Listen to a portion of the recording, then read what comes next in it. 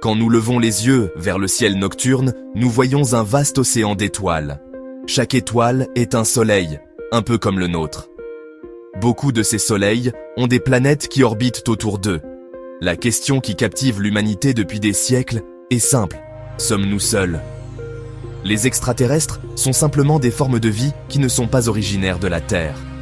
Le terme couvre tout ce qui est imaginable, des organismes unicellulaires les plus simples, comme les bactéries trouvées dans une flaque d'eau, aux êtres complexes et intelligents, capables de construire des civilisations et de voyager entre les étoiles. C'est l'idée que la vie, sous une forme ou une autre, pourrait être apparue sur un autre monde, complètement indépendamment de notre propre parcours évolutif ici, sur cette petite planète bleue que nous appelons notre foyer. Le concept d'extraterrestre ne se limite pas aux petits hommes verts, dans des soucoupes volantes, une image populaire des films et des histoires.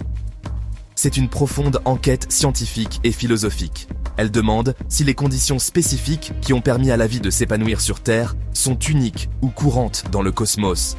Les ingrédients chimiques de la vie, carbone, hydrogène, oxygène et autres, sont-ils abondants partout?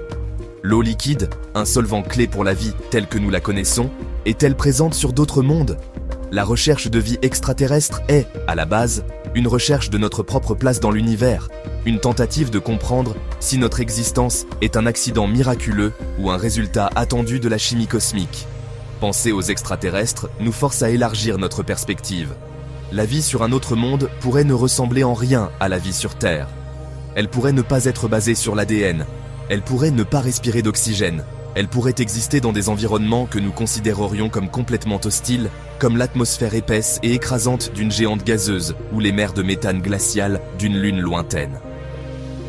Le défi pour les scientifiques est de garder l'esprit ouvert, d'imaginer la vie non seulement telle que nous la connaissons, mais telle qu'elle pourrait être.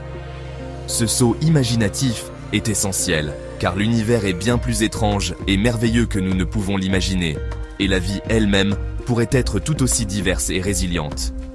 Ainsi, le terme extraterrestre est un substitut pour une grande possibilité. Il représente le potentiel pour que la biologie soit un phénomène universel, pas seulement terrestre. C'est une question qui alimente notre curiosité et motive notre exploration spatiale. Nous envoyons des sondes, nous construisons de puissants télescopes et nous écoutons les murmures silencieux du cosmos. Tout cela dans l'espoir de répondre à cette question unique et monumentale. Sommes-nous les seuls êtres pensants dans cet univers immense et ancien où le cosmos regorge-t-il de vie, attendant d'être découverte?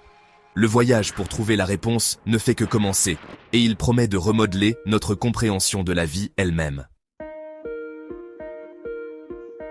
Beaucoup de scientifiques trouvent déjà que l'idée de vie extraterrestre est non seulement possible, mais probable. Le raisonnement commence par l'échelle colossale de l'univers, un concept difficile à saisir pleinement pour l'esprit humain. Notre galaxie, la Voie lactée, contient environ 100 à 400 milliards d'étoiles. Et notre galaxie n'est qu'une parmi peut-être 2000 milliards de galaxies dans l'univers observable. Quand vous multipliez le nombre d'étoiles par le nombre de galaxies, le nombre total d'étoiles devient astronomique. C'est un nombre si grand qu'il semble presque inévitable que certaines de ces étoiles aient des planètes semblables à la Terre, avec les bonnes conditions pour que la vie puisse commencer.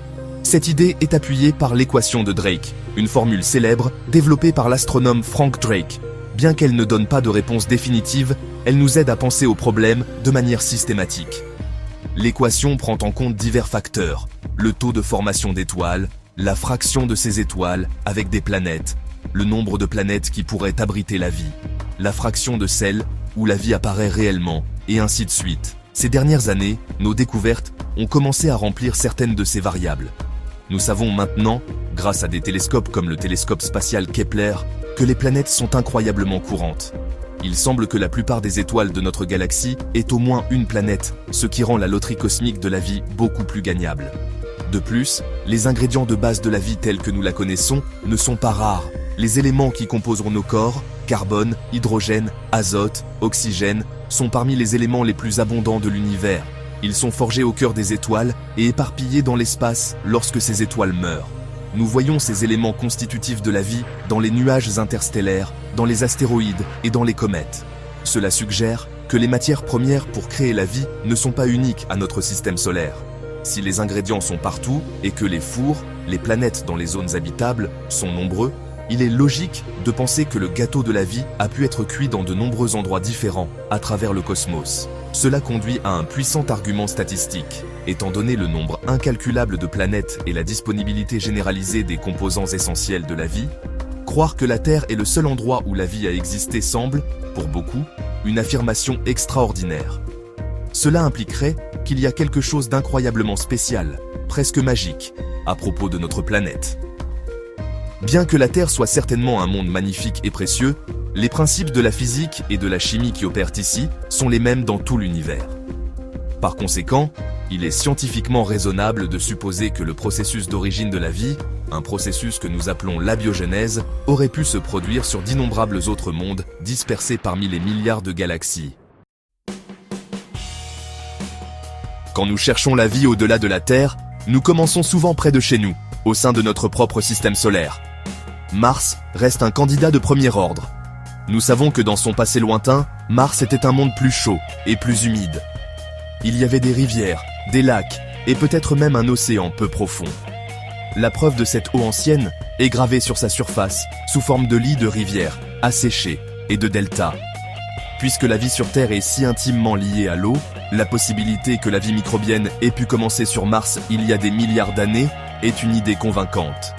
Des rovers comme Perseverance sont actuellement sur Mars, forant dans d'anciens lits de lacs et cherchant des biosignatures, les fossiles chimiques que de minuscules organismes martiens auraient pu laisser derrière eux. Au-delà de la planète rouge, notre attention se tourne vers les lunes glacées du système solaire externe. Europe, la lune de Jupiter, et Encelade, la lune de Saturne, sont des mondes fascinants. À l'extérieur, elles sont recouvertes d'une épaisse couche de glace solide. Cependant, les données des sondes spatiales comme Galileo et Cassini suggèrent que sous ces croûtes de glace se trouvent de vastes océans mondiaux d'eau liquide. Ces océans souterrains sont maintenus chauds par les forces de marée de leur planète géante, qui étirent et compressent les lunes, générant de la chaleur interne. Ces océans cachés pourraient contenir des évents hydrothermaux sur leur fond marin, similaires aux évents sur les fonds océaniques de la Terre, où des écosystèmes vibrants prospèrent sans aucune lumière du Soleil. Une autre lune intrigante de Saturne est Titan. Titan est unique dans le système solaire, car elle a une atmosphère épaisse et du liquide à sa surface. Cependant, ce liquide n'est pas de l'eau, c'est du méthane et de l'éthane liquide. Titan a des rivières, des lacs et des mers de ces hydrocarbures liquides, et il pleut du méthane du ciel. Bien que cet environnement soit beaucoup trop froid pour la vie basée sur l'eau telle que nous la connaissons, certains scientifiques spéculent qu'une forme de vie complètement différente pourrait y exister. Peut-être y a-t-il des organismes qui utilisent le méthane comme solvant au lieu de l'eau, avec une biochimie fondamentalement différente. C'est un environnement véritablement étranger qui remet en question notre vision terrestre de ce dont la vie a besoin.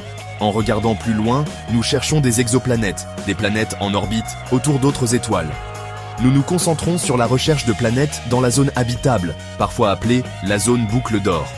C'est la région autour d'une étoile où la température est juste ce qu'il faut, ni trop chaude, ni trop froide, pour que l'eau liquide puisse exister à la surface d'une planète. À l'aide d'instruments avancés comme le télescope spatial James Webb, nous pouvons maintenant analyser les atmosphères de certains de ces mondes lointains. Nous recherchons des gaz comme l'oxygène, le méthane et la vapeur d'eau, qui pourraient être des signes de processus biologiques. Trouver une telle combinaison serait une découverte monumentale, notre premier indice d'un monde vivant et respirant bien au-delà du nôtre. La recherche des extraterrestres est remplie d'histoires alléchantes et d'événements mystérieux, mais elle est aussi marquée par un profond manque de preuves concrètes. Au fil des décennies, de nombreuses personnes ont rapporté avoir vu des objets volants non identifiés, ou OVNI, maintenant plus formellement appelés phénomènes anormaux non identifiés, ou PANI. Ce sont des observations d'objets dans le ciel qui se comportent de manière à défier les explications conventionnelles, se déplaçant à des vitesses incroyables ou effectuant des virages impossibles. Des incidents célèbres, comme celui près de Roswell, au Nouveau-Mexique, en 1947, sont devenus du folklore moderne, alimentant la croyance que nous sommes visités par des êtres intelligents d'un autre monde. Ces histoires captivent l'imagination du public et suggèrent qu'il se passe quelque chose que nous ne comprenons pas entièrement. Cependant, le scepticisme est une pierre angulaire de la méthode scientifique, et il existe de nombreuses raisons solides pour lesquelles certaines personnes, y compris de nombreux scientifiques, ne croient pas que nous ayons trouvé des preuves d'extraterrestres. La raison principale est l'absence totale de preuves vérifiables et physiques. Malgré des décennies de recherche et d'innombrables rapports anecdotiques, nous n'avons pas un seul artefact, un morceau de vaisseau spatial ou une forme de vie extraterrestre incontestée à étudier. Les affirmations extraordinaires exigent des preuves extraordinaires, et jusqu'à présent, ces preuves n'ont pas été présentées. De nombreuses observations de Pani, après une enquête plus approfondie, sont ensuite identifiées comme des avions conventionnels, des ballons météorologiques, des phénomènes atmosphériques, ou même de simples interprétations erronées d'objets ordinaires. Un autre défi important est l'immensité de l'espace lui-même. Les distances entre les étoiles sont presque incroyablement grandes. Notre système stellaire le plus proche, Alpha Centauri, est à plus de 4 années-lumière. Cela signifie que même si vous pouviez voyager à la vitesse de la lumière, la vitesse la plus rapide possible dans l'univers, il vous faudrait plus de 4 ans pour y arriver. L'énergie nécessaire pour un tel voyage est énorme, bien au-delà de tout ce que notre technologie actuelle peut accomplir. Cette barrière physique, connue sous le nom de grand silence ou de paradoxe de Fermi, pose une question simple. Si la vie intelligente est courante, pourquoi n'avons-nous pas eu de nouvelles de qui que ce soit ? Le silence du cosmos est assourdissant. À mon avis personnel, la question de l'existence de la vie extraterrestre est l'une des questions les plus excitantes que nous puissions poser. L'univers est un endroit vaste et merveilleux, et il semble peu probable que la vie n'ait eu lieu qu'une seule fois. Je crois que la vie simple, comme les microbes, est probablement très courante sur d'autres mondes. Cependant, je pense que la vie complexe et intelligente est probablement extrêmement rare.